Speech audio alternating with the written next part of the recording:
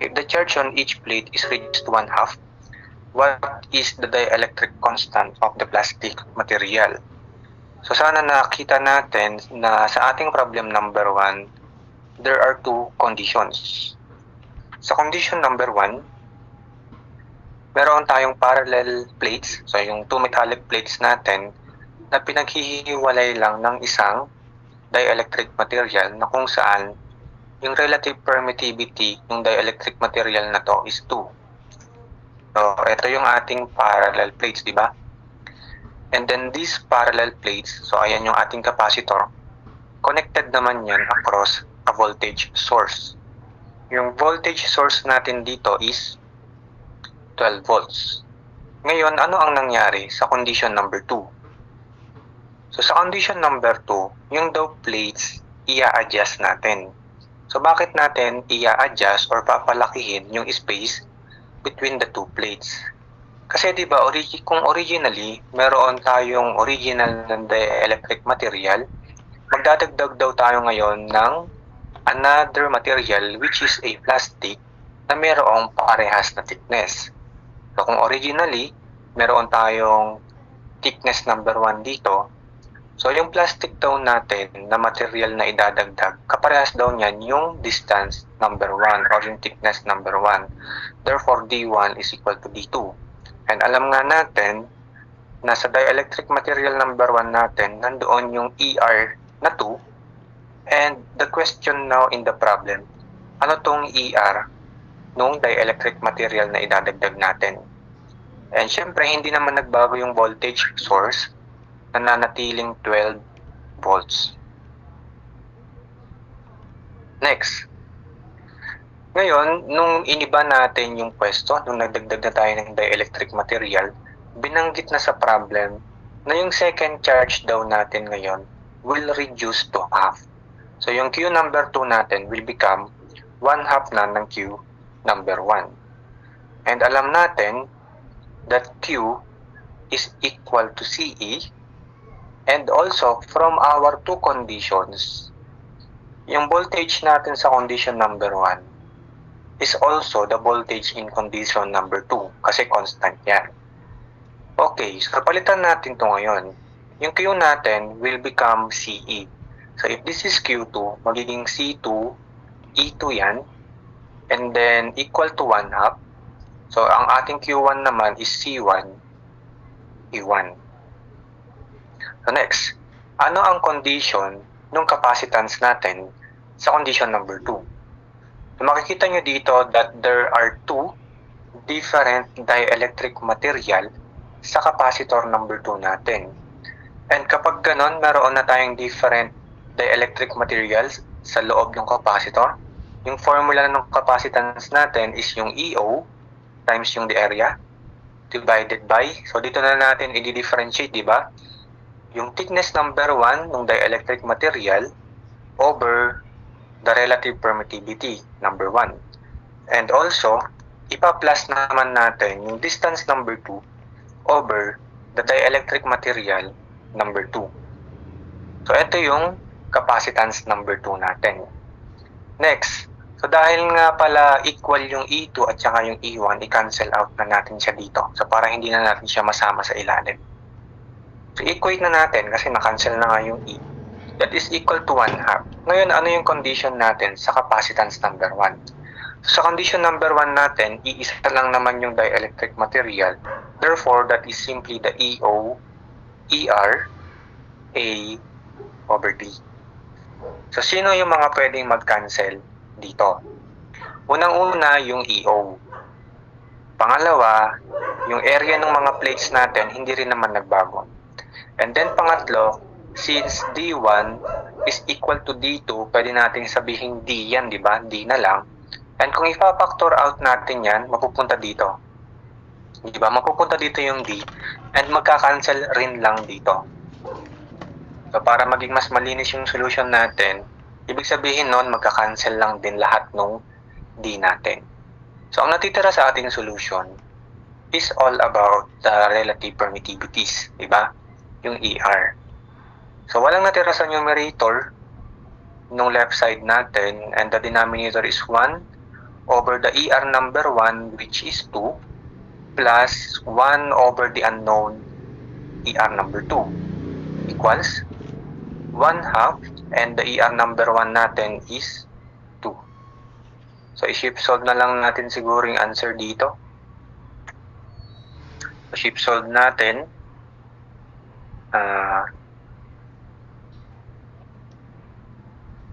1 over 1 over 2 plus, medyo lumabas, mali yan, dapat dito.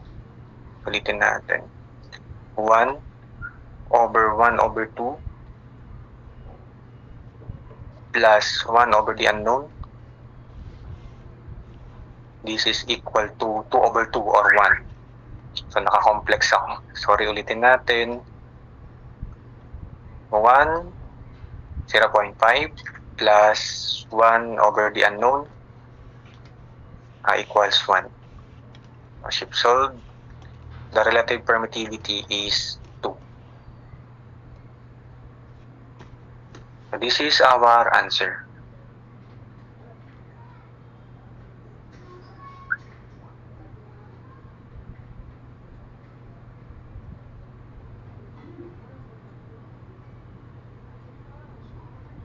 Okay?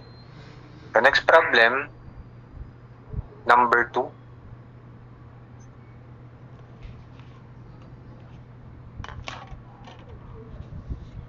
So, walang choices. Yung problem natin, i-solve natin siya. The flux density emanating from a pole of generator is 20,000 Gauss.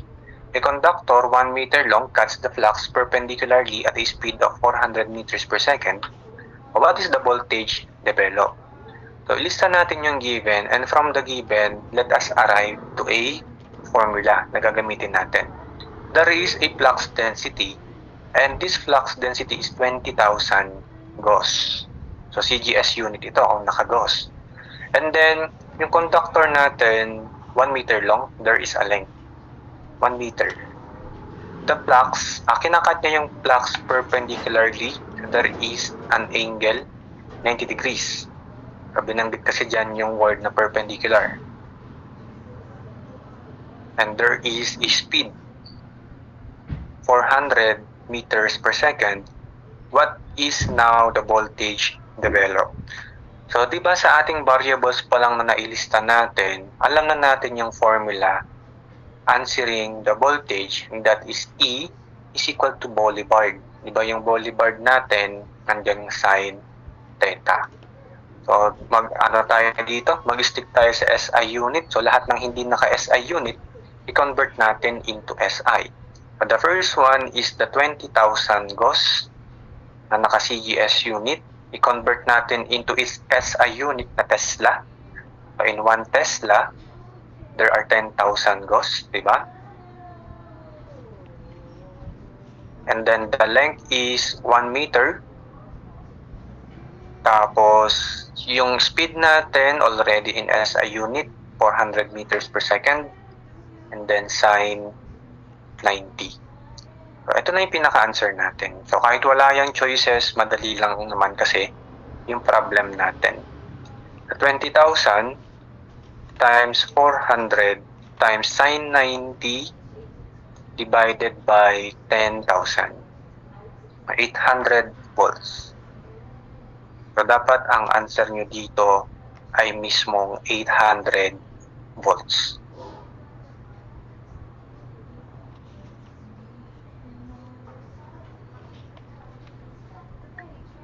Next, problem number 3. Two capacitors, C1 and C2 are connected in series. What is the equivalent capacitance? So, wala pa rin itong choices, pero madali lang din naman. Diba? So, sulat natin yung note natin dito. If we have capacitors connected in series.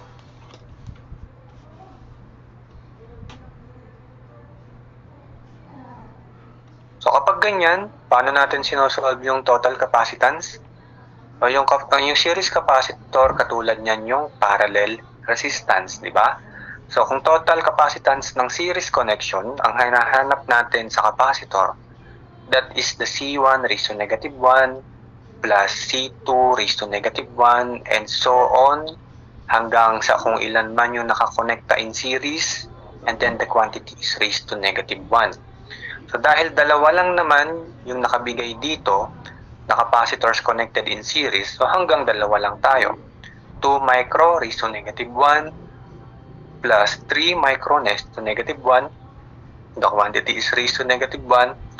So our answer must be in microfarad.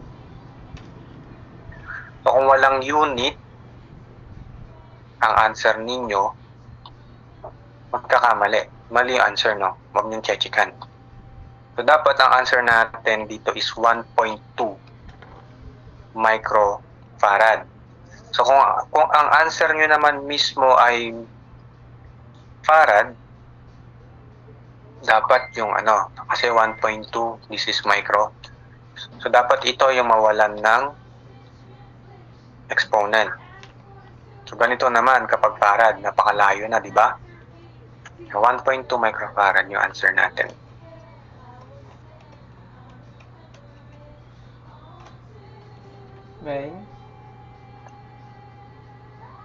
Beng. Number 4, calculate the ampere turns per meter to produce flux density of 0.001 Weber per square meter at the center of a long straight solenoid. So ang pinapahanap sa atin ng problem, di ba? So from the unit na 80 per meter, ampere turns per meter, anong unit yan? That is the unit of magnetic field intensity. So magnetic field intensity. And ang alam nating formula dito from the units itself, ampere turns. So yung ampere turn, that is the number of turns times the current over the length. Pero kung ililista natin yung given natin, there is only one given, tama? And that is the flux density, 0.001 Weber per square meter. Next. So kung meron palang involved na beta dito, so sana alam natin na pwede natin gamitan ng ibang formula stating the relationship between the beta and the H. So also, yung beta daw kasi pala equal yan sa mu times yung H. And yung mu, yung pinaka-mu natin dito, this is the product of the absolute permeability, yung mu O natin, and the relative permeability. So kung i-expand ulit natin yung beta, that is the absolute times the relative times yung H. And if we are going to solve for H, that is beta over mu O mu R. So ang beta natin, 0.001 Weber per square meter.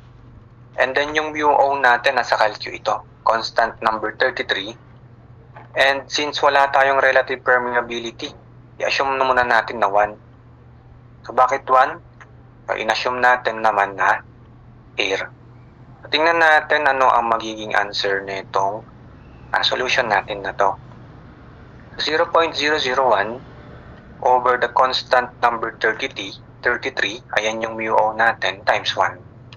So, in-answer dito is 795.77. And that is letter B.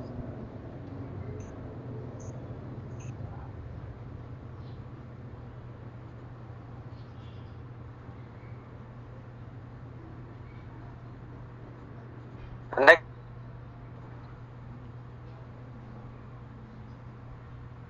a 2 parallel plate capacitor charged to 15 kilovolts has a capacitance of 469 picofarad. If the plates of the capacitor of 200 square centimeter each are separated by a distance of 1 millimeter, what is the permittivity of the dielectric medium. So, ilista ulit natin yung given. Since nabasa naman na natin yung problem, siguro na intindihan na natin that this is all about the value of the capacitance ng parallel plate capacitor. So, there is a given voltage, 15 kilovolts. Sige, ilista lang natin. Yung value ng capacitance ng ating plate ay 469 times 10 raised to negative 12 farad. So that is the picofarad, yung raised to negative 12. And then the plates of the capacitor, 200 square centimeters, so that is the area. 200 square centimeter each. And then they are separated, that is the distance between the plates, 1 millimeter. The question now is, what is the relative permittivity? Diba? Yung ER. So since we are just dealing with two parallel plates and then there is only one dielectric medium dito, yung capacitance ng capacitor natin is yung EO, ER, A over D. Okay? Substitute lang natin. And syempre, SI units tayo dito. So yung ating capacitor, yung capacitance natin, 469 pico. Next, yung EO natin sa calculator, the constant number 32. We are looking for the unknown ER ng material. And then, tingnan natin yung area dito. Since ang binigay na area is 200 square centimeters, hindi pa iyan yung SI unit, di ba, for the area. So, kailangan maging meter siya. In 1 meter, there are 100 centimeters at dahil naka-square ang kino-convert, square natin yung factor, yung conversion factor. Also, the given distance between the plates is naka-millimeters. So, ito din, required siyang maging meters. Kaya mag-multiply tayo ng 1 meter over 1,000 millimeters. And then, mag-shift solve lang siguro tayo dito kasi isa lang naman yung unknown, which is the ER. So, pwede na nating makuha yung answer. So, walang choices. So, kung ano yung lalabas dito, dapat ayun yung answer ninyo. So, the constant number 32 times the unknown x times the fraction 200 divided by 100 square and then 1 divided by 1,000. So, okay na ba? Try natin. 2.6485. Tama ito. So, kung ang answer ninyo, 2.6, 2.65, 2.648, so tama na din iyon.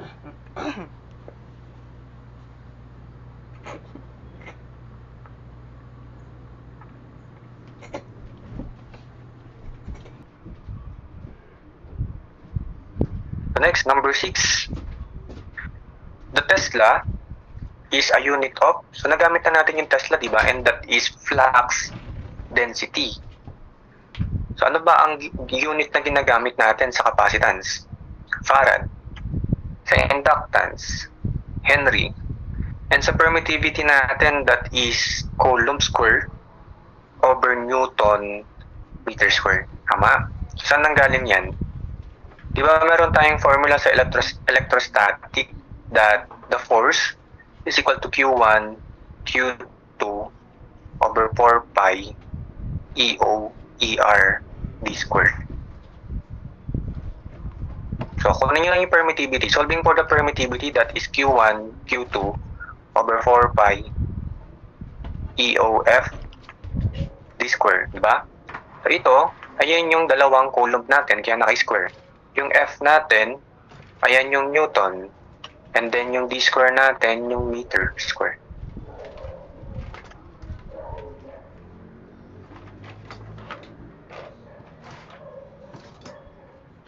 Next, number 7. The direction of the induced EMF can be found by, so isa-isahin siguro natin. Kapag Laplace law, we are looking for the relationship between pressure and volume. between pressure and volume in sphere. Next, kapag naman Lenz's law, this is direction of induced EMF. So meron na tayong nabasang induced EMF dito.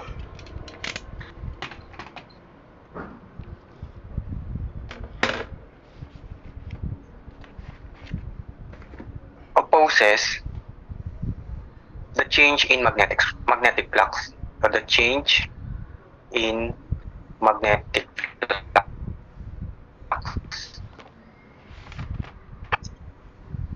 Next, yung Fleming's right hand rule naman. So kapag meron tayong right hand rule or left hand rule, meron yung thumb, index o kaya middle finger. So sa ating Fleming's right hand rule, yung thumb dyan is direction of the motion of charge.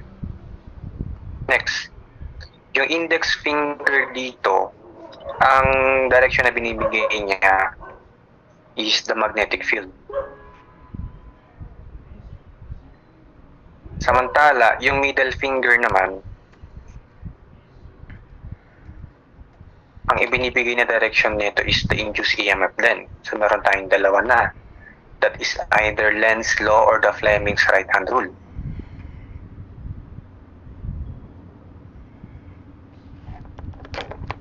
Next,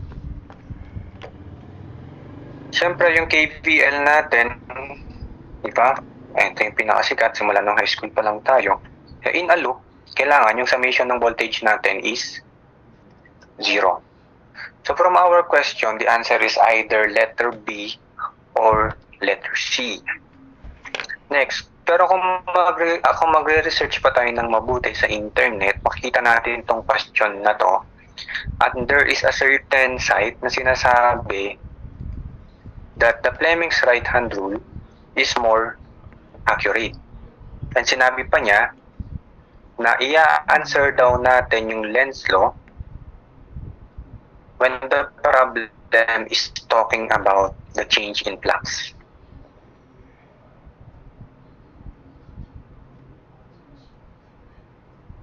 So since hindi naman sinabi ng problem yung about sa change in flux, mas priority nating isagot yung Fleming's right hand rule, letter C.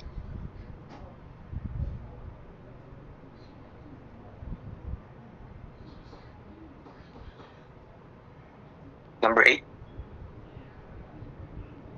The flow of electric current in a conductor is due to flow of electrons. Tama, letter A.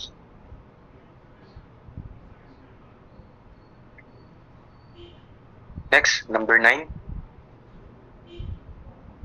A condenser of 8.36 microfarad capacitance is charged by connecting its plate to a 220 volt battery.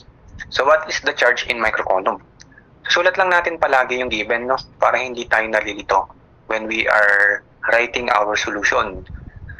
Binigay dito yung capacitance ng capacitor, 8.36 micro. So that is times 10 raised to negative 6 farad. And then connected to a battery, 220 volts. And now the question, what is the Q? And ang pinaka-basic formula natin sa electrostatic is that Q is equal to CE. So direct substitution lang, di ba? And direct multiplication kahit wala yung choices natin. So 8.36 times 10 raised to negative 6 times the voltage. And the problem is requiring us na yung answer natin must be in microcoulomb. So itong answer natin na to, yung 1.8392 dapat times 10 raised to negative 6 para maging microcoulomb. So 1,839.2 times 10 raised to negative 6 or 39.2 microcoulomb. So either of the two, pwede na yan. Since wala namang choices. 1.18 1839.2 times 10 raised to negative 6. Pwede rin ito, siguro. Accept nyo na din, wala naman kasing choices. Yung isa. Yan, Yan, 1.392 times 10 raised to negative 3. Next, Next, number 10. For a given field by B is equal to mu H or Weber per square meter, what is the energy stored per unit volume? So yung number 10 natin, this is about the energy stored in a magnetic circuit, di ba? Stored in a magnetic circuit.